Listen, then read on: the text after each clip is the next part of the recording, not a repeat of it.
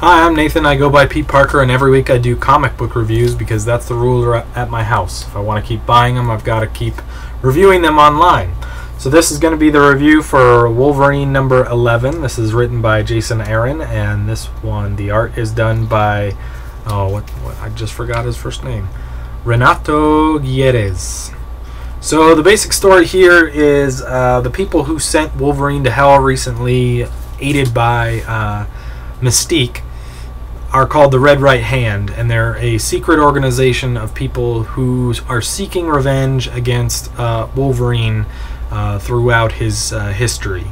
And so in this story you get another backstory of one of the people in the Red Right Hand, why she hates Wolverine so much and why she's a part of this group.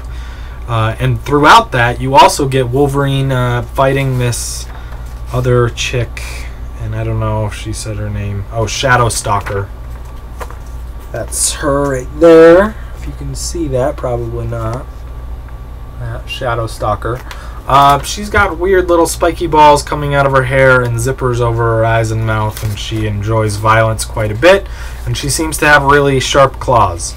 But we'll talk about that in a minute. So the rest of the story, while he's fighting her in the Red Right Hand's main hideout, is this woman in the Red Right Hand going through her life and talking about how Wolverine, as a secret ops agent throughout time, has killed her father and then eventually her husband, who were kind of in secret ops type stuff and knew a lot about him before that.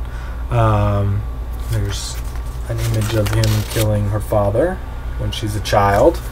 And almost the same exact situation when it's her husband right here, and he gets, except he's killed in the bed next to her or whatever. So she learns to hate him more or less.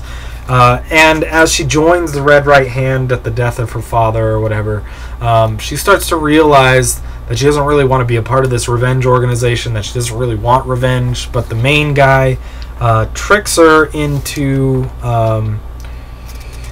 well, not tricks her, but he brings her to this old folks' home where apparently Sabretooth's mother is, and the guy in the Red Right Hand, tricks this other member into killing her and getting her revenge on Sabretooth, because Sabretooth was one of the people who killed her father, I think.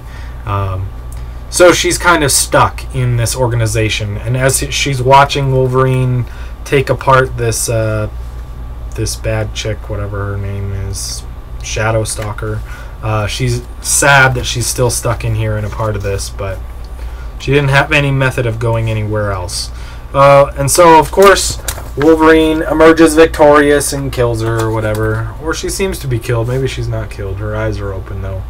And then they show that throughout their plans back in the day, they had terrible plans and they couldn't figure out how to hurt Wolverine, although they knew a lot of information about him. And at the very end, Daken shows up and tells him, I can help you or whatever, to hurt him, to really hurt him. So let's talk about this book in general. Typically, before this specific arc, I've really loved Jason Aaron's writing, especially on Wolverine. This story is kind of taken a little bit of a left turn for me personally, because it seems like there's just another secret Black Ops organization who's been secretly controlling Wolverine from behind the scenes. They're not so much controlling him, it's more like they're trying to kill him permanently or hurt him permanently out of revenge. But it just seemed, at the beginning, it really seems like it's just yet another secret organization. It's always Wolverine against these secret organizations who've been plotting and trying to do this to him over a long period of time. So that would seem like another tired idea. But the execution is a bit different too, because instead of just the secret organization that he goes after and has to fight as he comes upon them and learns things as he runs into them, we're getting a lot of backstory about each one of the people that are involved in this organization. So it's a lot more interesting. You start to understand why these people feel this way, especially because Wolverine was a very bad person for a very long time. Despite his heroics lately, or his heroics since his indoctrination into the X-Men, he really was like a mercenary and a hitman who killed a lot of people over, the span of 100 years or whatever, before he really joined the X-Men. And so you get the understanding here that many, many, many years of encounters with Wolverine have created this sub-pocket of people who all feel like he should be killed or should pay for what he's done. It's very understandable, and it's a different aspect of this same kind of story that's happening. Now, at the same time as all that, you have, now that he's actually down in their secret lair or whatever, you have him fighting these bad people. First, I think the guy was like Cannonfoot or something, and now you have Shadowstalker or whatever, who are super weird and have really boring powers. They look really weird, they talk really weird, and their powers are weird too. They're not quite right. They're coming off as a little bit lame in that aspect. And you can tell the cover here. I didn't really get the cover till just now, but that's apparently Sabretooth back here, and this is Wolverine when he first became Weapon X or whatever. Because in this book they assassinate that girl's father together or whatever. But another genius part or great part about this story behind the scenes is that you get all these little, like I pointed out here, little ties into Wolverine's past. Like, there were apparently people who knew a lot about Wolverine as he was being created into this weapon and molded over time. They knew his real name, they knew where he lived, they knew how to hurt him, they knew all about his family, which is pretty amazing because, it never really came out elsewhere. So it's kind of interesting that it's all put in there. And then, if it's true, it could very well not be true that this is really Sabretooth's mother or whatever. But if it's true, it's very interesting that there's a little bit of history as far as Sabretooth's background too, because I know in the Sabretooth origins or whatever, that's when his father was really killed, and they didn't show his mother getting killed. So in here it's saying that it's a common misconception that his mother was killed, and instead she's been living in an old folks home, and he visits her every week and buys her extravagant gifts and all kinds of stuff like that. And it would be really, really interesting if her death, her violent death at the hands of some unknown person, kind of fueled Sabretooth into becoming more violent and more crazy than he had been before that.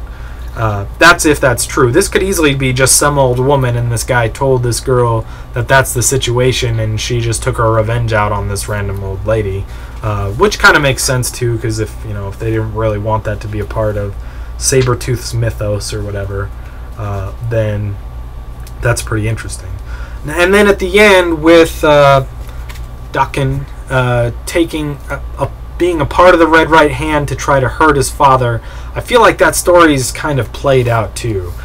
Since you only get a very small bit of that at the beginning, I'm not really going to judge that whole thing, because it's gonna change and be different than what I'm conceiving it is already in here in the next book or the next several books altogether. So while I really like Jason Aaron's writing typically, this story arc is very strange to me. The people with powers are kind of lame. There's a whole rich history of background going on at the same time. So I think the only way to really like or dislike this story arc in general is going to be able to read the ending to see how it all culminates in the end. Because there's a lot of build-up here as far as all these people's history to get back to what the ultimate point is. So I think it's a good issue. The art's good, generally. Not too much of an issue, except for the weird-looking people, the weird-looking powered people. And the writing's good, as usual. It's just that it's in the midst of the story arc, and there's some cool aspects and cool thoughts to this part of the story, but this issue I wouldn't say could stand on its own, really. There's interesting parts, but the whole thing's not awesome. So, even with that not awesome review, I'm going to give it a 4 out of 5, because I believe in the potential and the ability of Jason Aaron with this series. I know that the entire story arc is going to be great in the end, despite the little weird misgivings that I'm having so far. So there you go. 4 out of 5, Wolverine number 11. You might want to wait to get the whole story condensed, or if you're reading it, keep reading it, because I'm sure the ending is going to be incredible. There you go. If you want to check out the rest of my reviews, look for them on YouTube under Spidey207 or under Pete Parker on either Comic Vine or the Marvel and DC databases, or iFanboy. I'm on all of those. And if you have any questions or comments for me, just go ahead and leave them. You can email me, leave me a message, leave them in the comments, and I'll get back to you as soon as I can. Try to give you accurate answers and everything. So there you go. Thanks for listening, and we'll talk to you next time.